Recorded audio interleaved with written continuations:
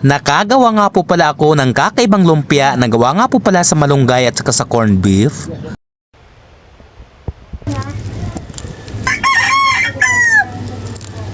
Hindi ko na nga pala nakuna ng video mga idol yung mga sangkap kung paano ko ginaya. Ang dami kasi nating ginawa nung isang araw kaya naman hindi natin nakunan lahat. Pero okay lang naman mga idol, basta ang importante ay may pakita natin yung pagkakasunod-sunod nito. Pagsasama-samahin lang naman natin dito mga idol sa mixing bowl itong mga sangkap na nagayat natin. Ang una nating ilalagay ay itong carrots nga na pinong-pino. Sunod ay itong sibuyas na talaga namang magpapabango sa gagawin nating lumpia. At syempre hindi rin mawawala itong bawang na talaga namang magpapasarap sa kanya. Hindi nga po pala ako gumamit ng dahon ng sibuyas pero itong dahon ng kutsay na lang yung inilagay natin. Pero medyo habig naman to mga idol sa dahon ng sibuyas. Hindi ko nga lang alam kung kilala to sa ibang lugar. Ibang version naman to kasi yung iba gumagamit ang togi o di kaya yung isda. Pero ako ay gumamit nga ako ng corned beef para kakaiba naman. At para medyo maanghang kaya naman gumamit tayo dito ng paminta. Maglalagay tayo ng kunting magic sarap na talaga namang nagtitrending ngayon.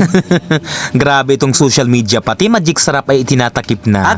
Gagawa talaga sila ng paraan para mapansin at kumita. Nakapaglagay rin ako dito mga idol ng kunting asin pero nasa sa inyo naman kung maglalagay kayo o hindi. Bali isang perasong itlog lang yung inilagay natin dito kasi hindi naman to masyadong marami. Yung iba nga po pala hindi na naglalagay ng breadcrumbs. Pero ako ay nakapaglagay pa talaga mga idol para kakaiba naman. Pagkatapos mahugasan ay itong daon na nga ng malunggay yung ilalagay natin. Medyo naparami nga tayo sa paglalagay ng malunggay pero sinadya ko talaga para gulay na gulay talaga yung dating. Gustong gusto ko talaga yung lamang na lamang yung gulay kasi ito talaga yung paborito ko. At ito na nga, pagkatapos natin mekos-mekos ng maayos, ang pagbabalot na nga yung ating aatupagi. Munti ko nang makalimutan mga idol ang maglagay nga ng kunting asukal. Mostly talaga sa lahat ng mga niluluto ko ay naglalagay ako ng kunting asukal. Ginagawa ko talaga to mga idol para mabalansi talaga yung lasa. Buti naman nga kasi tinulungan nga ako ng nanay ko sa pagbabalot nito kaya napapabilis nga yung trabaho. Di na namin hinati pa yung lumpia wrapper para solve na solve talaga sa unang kagat. Charot lang mga idol. Ang totoo para mabilis kasi matapos kasi pagkain lang naman namin ito. Ganun lang talaga mga idol kasimple yung pagbabalot na siguradong alam na alam talaga ng nakakarami. Lalong-lalo na yung mga mahihilig talaga magluto. O di ba mga idol, napakasimple lang ng mga sangkap at napakadali lang naman gawin. Magkakaroon na tayo ng masarap na lumpia na gawa sa malunggay at saka sa corned beef.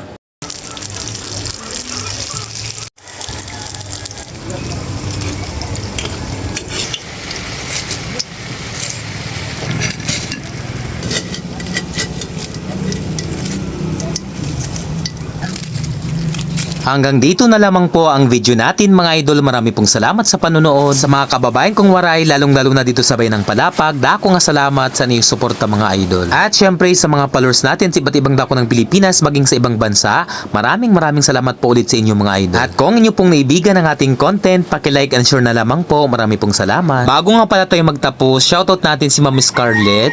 Shoutout watching from Germany. Grabe to si Ma'am, lagi sa atin to nanonood. Maraming salamat po talaga sa suporta Ma'am. Ingat po kayo dyan.